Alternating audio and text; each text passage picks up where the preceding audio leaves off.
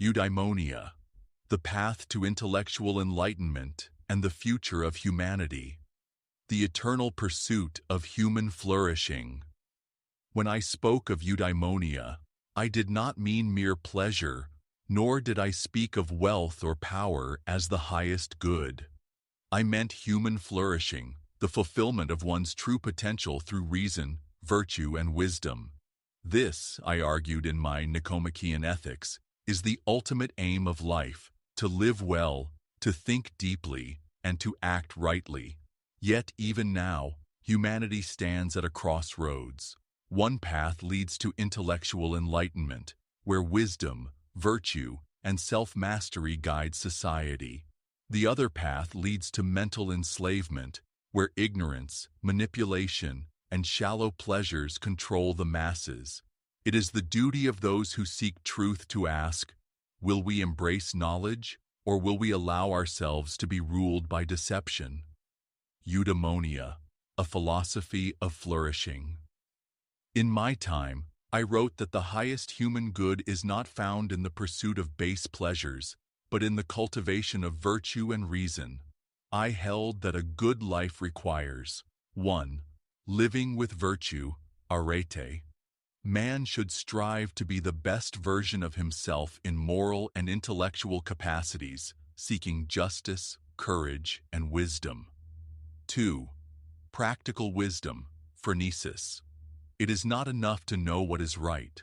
One must also apply wisdom in making choices, balancing reason and experience. 3.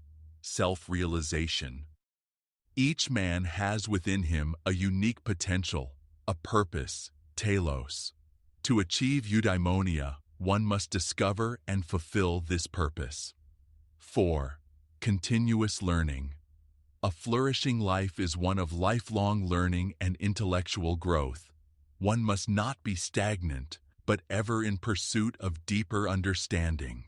To live in accordance with these principles is to attain eudaimonia, not as a fleeting state of happiness, but as a lifelong pursuit of knowledge and fulfillment. Eudaimonia versus Hedonia, the battle between meaning and pleasure. Even in my day, men mistook pleasure, Hedonia, for true happiness. They sought satisfaction in wine, power, and indulgence, yet they remained unfulfilled. I taught that while pleasure has its place, a life lived solely for instant gratification leads to emptiness and decay. In this modern age, I see that men have not changed. Now, instead of wine, they seek their pleasures in distractions, in endless streams of information, in the shallow pursuit of likes and digital validation.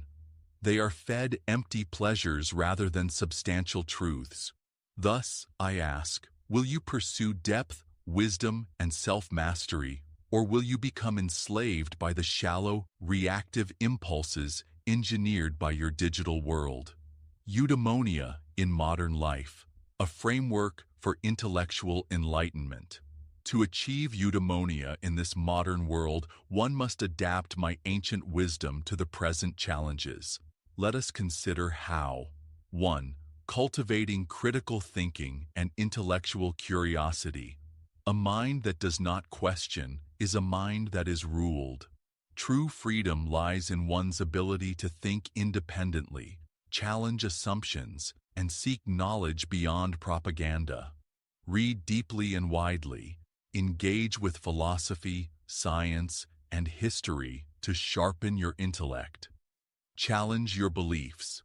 Growth comes from questioning even one's own convictions. Recognize thought traps. Beware of cognitive biases, logical fallacies, and manipulative rhetoric. 2. Practicing virtue in a corrupt world. I have said that virtue is the foundation of a good life. Yet, in an age where deception, greed, and manipulation thrive, virtue is rarely rewarded. Nonetheless, it must be pursued. Seek justice and truth. Stand for what is right, even when it is unpopular. Master self-discipline. Govern your impulses. Be a master of your own desires. Live with purpose. Align your actions not with fleeting pleasures, but with higher principles. 3. Building resilience against digital enslavement. Your world is unlike mine, yet I see the same chains upon men. Only now, they are made of screens, distractions, and algorithms designed to control. Control your information diet. Avoid sensationalism. Seek wisdom over entertainment. Use technology consciously. Do not let machines dictate your thinking. Disconnect to reconnect. Seek solitude, nature, and human interaction beyond the digital realm. 4. Seeking higher meaning beyond materialism. I have said before, happiness depends upon ourselves. But modern society has made men slaves to materialism, falsely believing that wealth equates to fulfillment. Engage in lifelong learning. The mind is the greatest treasure. Never cease to enrich it. Embrace solitude and reflection. Spend time in contemplation and self-examination. Contribute to something greater. True meaning comes not from self-indulgence, but from bettering the world. The future of humanity. Intellectual enlightenment or mental enslavement. Men today face the same choice they have always faced: to be free thinkers or to be ruled by others. If we choose enlightenment, a society that values knowledge over propaganda, individuals who think critically rather than conform blindly, a world where technology empowers rather than manipulates, a civilization driven by reason, ethics, and human flourishing. If we fall into enslavement, a world where truth is dictated by those in power, masses who react emotionally rather than think critically, a society controlled by fear, outrage, and division, a future where individuals are passive consumers rather than active thinkers. Conclusion: the choice is ours. Eudaimonia is not a relic of the past. It is the key to humanity's survival and progress.